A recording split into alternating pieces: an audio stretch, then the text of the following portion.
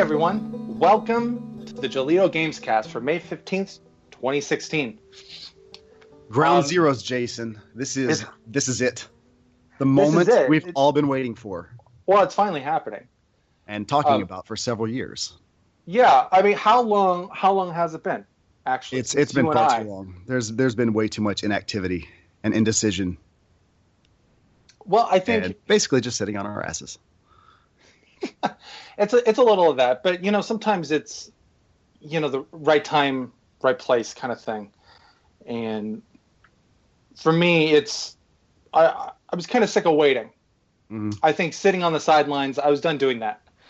Sitting on the fence, I'm over that. Just being an observer, I think it's time to start commenting on the state of things.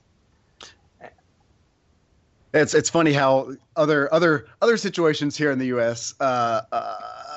In the political realm have actually gotten us to stop sitting on our thumbs, so to speak. Yeah, so it's kind of transitioned into every aspect of our lives now.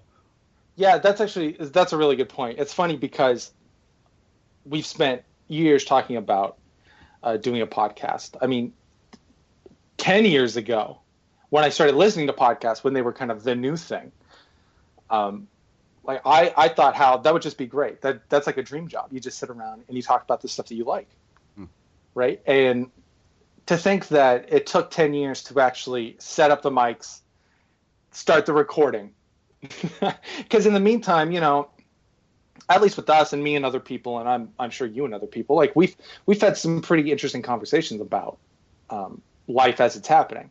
Oh, God, all the conversations that we missed. All we had to do was hit a record button. So now we'll just act like... We said that all the time. God, I wish we had... Why didn't we just hit record on this? The last year, probably every conversation has ended with that. Yep. That we should have just been recording this. If we had only... Well, and now we are. And like you were saying, it was kind of politics that really sparked the decision to jump in and make our voices heard as two people who have spent a long time, years on the sidelines. Yeah. So we decided to launch Joleedo, and Joleedo is what a catchy name. It is. It comes from roots. Let's break it down.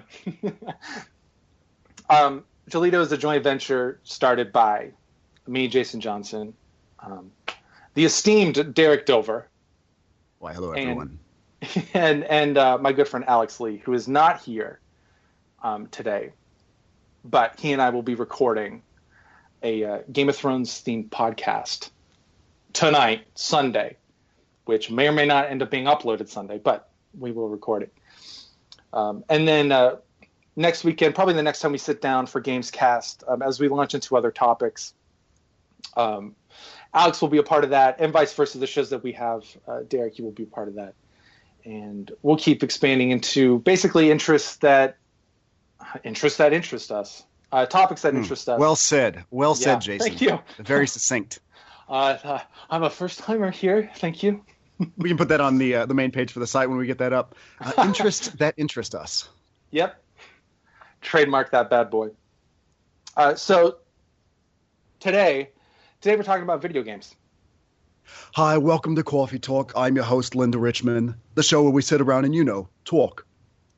I say, let's just jump into it. Loose format for the show is going to be what we've been playing throughout the last week or so, the games that have kind of hooked us, whether they're betas or demos or full retail titles, mobile games, whatever it is, we're going to cover it. Then we're going to get into some industry news. And finally, we're going to talk about some of our dreams, our pixel pies in the sky, as it were, to end the show. And of course, as we go on with this, the format can change, the ideas can change, everything can change. We're just making it up as we go along, okay? Hopefully not the host. Yeah, we are just winging it, baby. Depending on how today's recording goes, the host may or may not change. So Derrick. Yes. What you been playing? Let's just jump right into it. That was a smooth transition, sir. Thank you. I almost hate us for doing this, but looking at our fabulous show notes here, I kind of like we were joking about all the movies and how the first fresh video game movie is mobile. I guess we're going to start off with mobile games, which is so strange because I have been so adamant not to play them. I'm an old soul, man. I was fighting this whole mobile transition all the way. Right. But it looks like we can't really fight it anymore. Well, and I don't know if we should. I think the mobile industry has really proven itself as, not just being like, there is the stigma that, well, is true in a lot of cases of free to play. Mm-hmm. And how each game is kind of catered to this almost slot machine mentality just to keep you putting in quarters. But, in this case, it's, 99 cents through iTunes or the Android store, But I think recently mobile has really proven itself. So far, it's just the future is a little worrisome because, again, I'm stubborn. Like, I just want to pay my $50-$60, whatever, and have my game to play. I don't want to have to deal with microtransactions or buying energy or jewels or whatever the game presents for me to buy to be able to play for longer periods of time. So I know it's going to change over a long period of time, but I don't know. I'm just you'd rather struggling not through this. You'd rather not spend the money to for like the gold and the XP that you would normally earn that then you in turn spend. Right. And I don't think it's such an issue right now because they haven't been the games I've played haven't been titles that that are really important to me or things that I really love, like Terra Battle. Terra Battle is what I've been playing. It's a new IP, so I don't really have that connection. Like, great game, I'm really enjoying it, and I'll talk about that in a second. But like, I'm fine with that. Like, okay, sure, new IP, let's try this free to play model. But then, and I'm sure we'll get into this a little bit later. But Nintendo, they're moving into mobile, so they're going to start taking these franchises that we love, like Fire Emblem. That we heard recently is going to become one of their free to play titles, and that scares the crap out of me because, like, I love Fire Emblem. I just want to be able to play the game. If they have these little jewels or whatever it is that I have to buy in the game to play for longer periods of time, like, I'm just going to be so upset. So it's just right now. Again, it's okay for now. For the few games that I've played, I can deal with it, but when it gets to be a title that matters to me, then we'll see what happens. Right. So does the fear come from you think that that Nintendo is not just utilizing the Fire Emblem IP into some other genre or some other like spin on the Fire Emblem franchise, but rather you're afraid that they're going to kind of port over the mechanics of Fire Emblem, but then nickel and dime you. Yeah, and again, we're going on reports that don't really go into much detail, but from the report that I read, we know for sure is that Fire Emblem is coming to mobile. We do not know what form, so all we really have is our fear. Right, and looking at how Fire Emblem plays, it seems like, quite honestly, the perfect kind of title to move to mobile. I would totally play Fire Emblem on mobile. Because, you don't need, it's not like you need analog sticks or anything to play. It's just, tap, click, choose, attack, whatever. Yeah, absolutely. And so it sounds perfect. Great, mobile. But then they're like, free to play. God. Does that mean like I'm going to be able to play a battle and then I've got to wait 5 minutes for my energy to load back up or to refuel or whatever. And so I have to like just pull out my phone every 30 minutes and play a battle and then wait, or spend $5 and buy some jewels. And oh God, that's like that scares me. And maybe I'm being paranoid over nothing. Maybe it'll turn out just fine. Well, I think there's also a reason why Nintendo is trying to coin the term free to start. Yeah. And we've seen some of these free to start titles on 3DS. They've been experimenting for a little while, last year or so. I thought Pushmo. I think that's the version on 3DS. There are multiple iterations with different titles in that series: Crashmo, Pushmo, Stretchmo, and I think the one I'm thinking of is Pushmo. But what they did with the latest entry in that was they released the first handful of levels. Pushmo is a puzzle game, so they released the first handful of puzzles for free. It's kind of like a glorified demo, and then they said, "Hey, listen, if you really like what you played, for $5, $10, $20, whatever it is, you can unlock all these other puzzles. If not, thanks for playing." Now, what if Fire Emblem was structured more like that, where it was you have your tutorial, maybe the first chapter or two were free so that you could dip your toe in the water, and then you're prompted with, well, if you want the rest of the game, it's $30.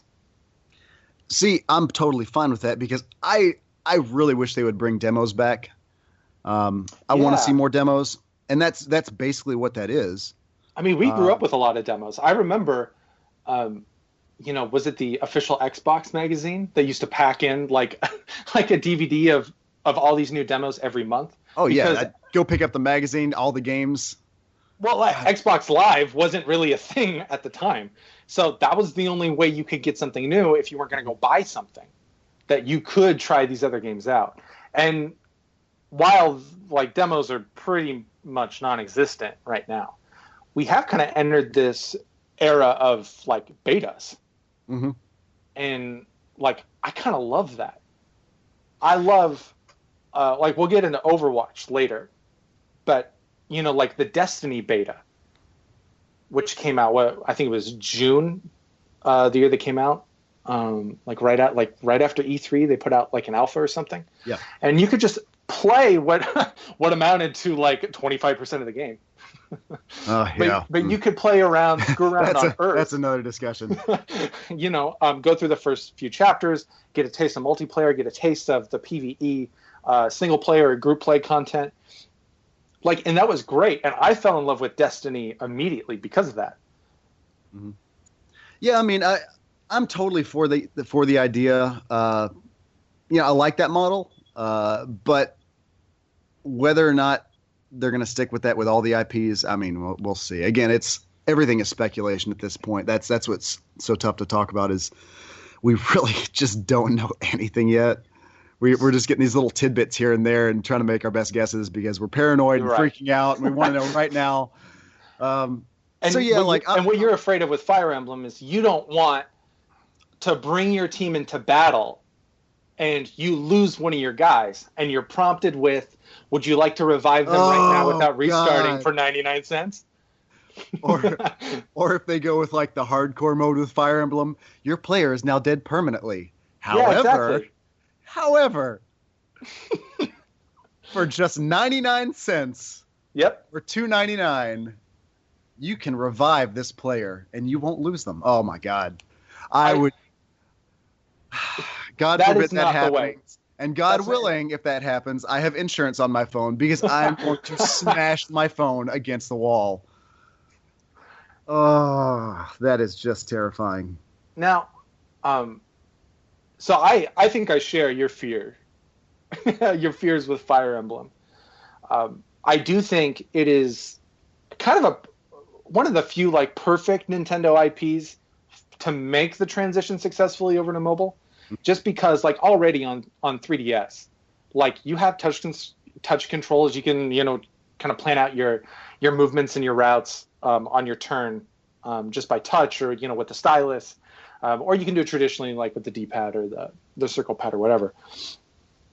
So I think, like, movement is not the question here. Yeah. The combat it's rock, paper, scissors. So it's not like there's going to be some like crazy like button mashing or like I don't have physical buttons. How am I going to play this? Fire Emblem is not that game to worry about. But I think like, are we just talking about it's free to download with DLC that you pay for, or is it like every chapter you have to